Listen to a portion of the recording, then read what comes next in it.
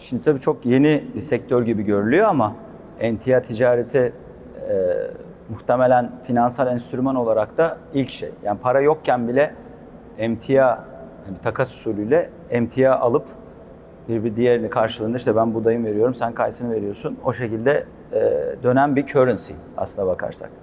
Yani o yüzden regülasyonun ben çok hızlı gelişeceğini düşünüyorum.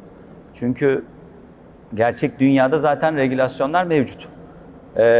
Konvansiyonel dünyada regülasyonlar mevcut. Commodity finansal enstrümanları Türkiye'de çok kullanılmasa da dünyada çok kullanılıyor. Çok alınıp satılan kağıtlar aslına bakarsanız.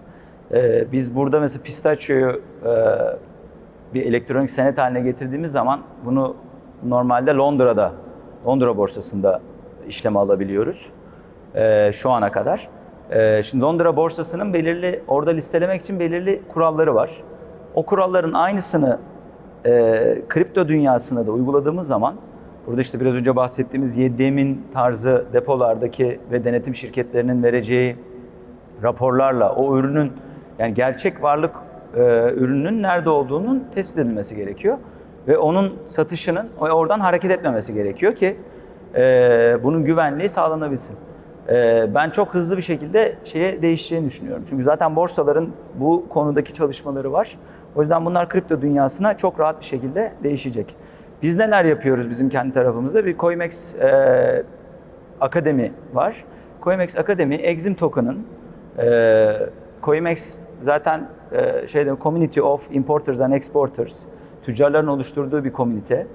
Dünya çapında bir decentralized bir DAO. Tüccarların oluşturduğu bir DAO. Şu an 50.000'den fazla üyesi var. Bu DAO zaten bu regülasyonlara çok rahat tepki verebiliyor. Ve buraya görüş bildirebiliyor.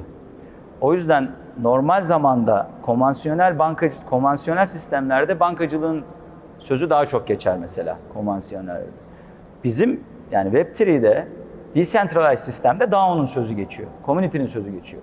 Biz biraz orada bekliyoruz, bir sürünceme.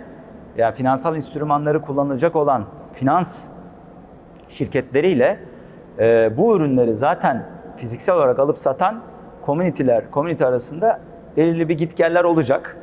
Bu gitgelleri yaşarken regülasyon kendi kendine zaten oluşacak. Çok hızlı bir geçiş olacak. Bu ekosistemdeki yansıması tabii paraya bağlı. Biraz önce bahsettiğim 16 trilyon gibi bir hacim bekleniyor real world asset'li coinlerde. Ve şu andaki toplam coin marketinde bu 6 katı. Şimdi buradaki para da tabii bir motivasyon. Yani biz bir an önce bu regülasyonları yapıp bu teknolojiyi getireceğiz. Sorduğunuz güvenlik konusu bence diğer coinlerden, yani Web3 dünyasında biliyorsunuz çok meme coin var, çok geçmişte yaşadığımız birçok scam şeyleri var. En güvenli olan zaten RWA coinler, en güvenli olanları. Ama bunların da kripto dünyasında oturtabilmesi için kripto dünyasının ürünlerine hazır hale gelmesi lazım. Staking yapılabilir olması lazım. DeFi ürünü olması lazım. Biz mesela Exim Token olarak bizim staking formülasyonumuz kar paylaşımına yönelik. O kayısıyı fiziksel olarak aldıktan sonra da ürünün devam ediyor. Çünkü onu satabiliyorsunuz. Sattığınız zaman eğer kripto dünyasından bir yatırımcı varsa ve tüccar dünyasında bizim community'den, DAO'dan bir tüccar oradanın parasını kullanıyorsa buradaki karı paylaşıyor. Buradaki staking modelinin faizsiz helal bir staking modeli aslında ortaya çıkıyor. Bu tarz ürünlerin bir an önce teknolojik olarak çalışıyor olması lazım. Biraz önce Mehmet Bey'in bahsettiği fiyat alımı, gerçek borsalardan fiyat alınması şart. Yani kripto tarafındaki arz talep buğdayın fiyatını değiştirirse o zaman zaten RWA'likten çıkıyor. Yani bir Cropto'ydu değil mi? Cropto'daki buğday fiyatı, şu anda buğdayın tonu $280'sa emtiadaki tonu.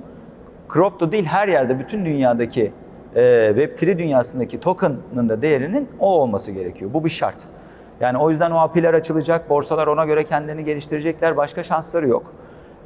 Ben o yüzden çok hızlı bir regülasyon bekliyorum.